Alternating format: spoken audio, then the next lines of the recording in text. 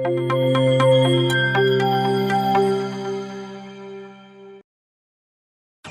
India star Prabhas నటించిన నాగ్ అశ్విన్ తెరకెక్కించిన movie కల్కి ఈరోజైతే రిలీజ్ అయింది. ఈ మూవీ ఎలా ఉందో ఇప్పుడు చూద్దాం.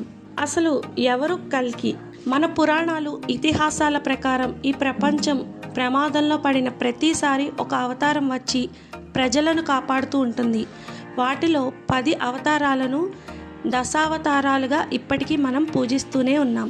అలా మత్స్య, కూర్మ, నరసింహ, వామన, పరశురామ, వరాహ, శ్రీరామ, బలరామ, కృష్ణ అవతారాలు ఇప్పటికే ముగిశాయి. ఇక రావాల్సిన చివరి అవతారం కల్కి, అంటే శ్రీ మహావిష్ణువు 10వ అవతారమే కల్కి అన్నమాట. ఈ సినిమాలో డైరెక్టర్ నాగ్ అశ్విన్ మనకి 3 ప్రధాన నగరాలను చూపించాడు. ఇందులో మొదటి నగరం కాంప్లెక్స్. ఇక్కడ అన్ని రకాల వనరులు ఉంటాయి. అంటే ఇక్కడ సుప్రీం యాస్కిన్గా మన కమల్ హాసన్ నటిస్తాడు. తన సైన్యంతో ప్రపంచాన్ని శాసిస్తూ ఉంటాడు. ఇక భూప్రపంచమంతా వనరులు కోల్పోయి నిర్జీవమైన దశలో కాశీ పట్టణాన్ని చూపించారు. ఇక మరో ప్రధానమైన నగరం సంబల. ఇక్కడ సర్వమతాలకు చెందిన శరణార్థులు నివసిస్తూ ఉంటారు. తమని కాపాడేందుకు ఏదో ఒక రోజు ఒక మహాయోధుడు వస్తాడని వీళ్ళంతా నమ్ముతూ ఉంటారు.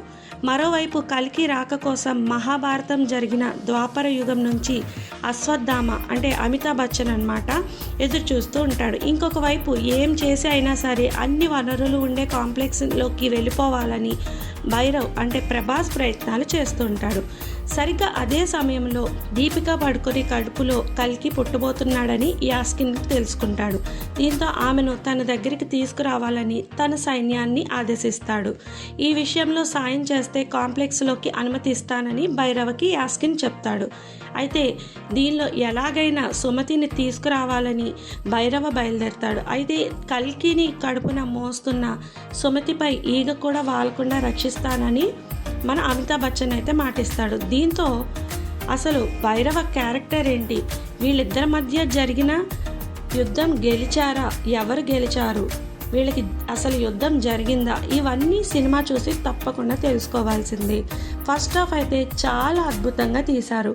అసలు ప్రభాస్ ఫ్యాన్స్ అయితే ఎంతో ఆనందపడేలాగా ఈ మూవీ అయితే ఉంటుంది. ఫస్ట్ హాఫ్ చాలా చక్కగా యాక్షన్ సీక్వెన్స్ అన్నీ కూడా చాలా అద్భుతంగా ఉన్నాయి. విజువల్ ఎఫెక్ట్స్ కూడా చాలా అద్భుతంగా ఉన్నాయి. ఇక భారీ బడ్జెట్తో నాగ్ అశ్విన్ ఈ సినిమానైతే రూపొందించారు. ఆ బడ్జెట్కి తగ్గట్టు మనకి ఈ సినిమాలో నటించిన నటీనటులు కూడా చాలా అద్భుతంగా నటించారు.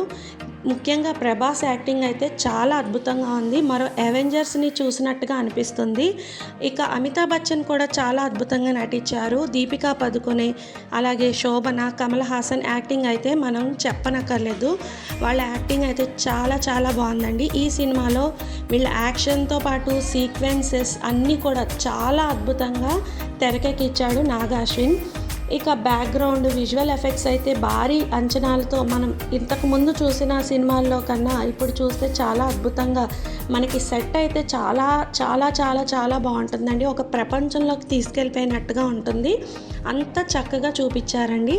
ఈ మూవీ ఎవరైనా ఇంకా చూడకపోతే తప్పకుండా చూడాలని నేను కోరుకుంటున్నాను. ఇది ప్రభాస్ ఫ్యాన్స్కి అయితే మరొక వరం లాంటిది.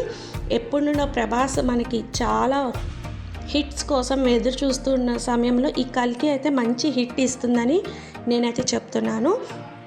ఈ మూవీకి నేను ఇచ్చే రేటింగ్ 4.5/5.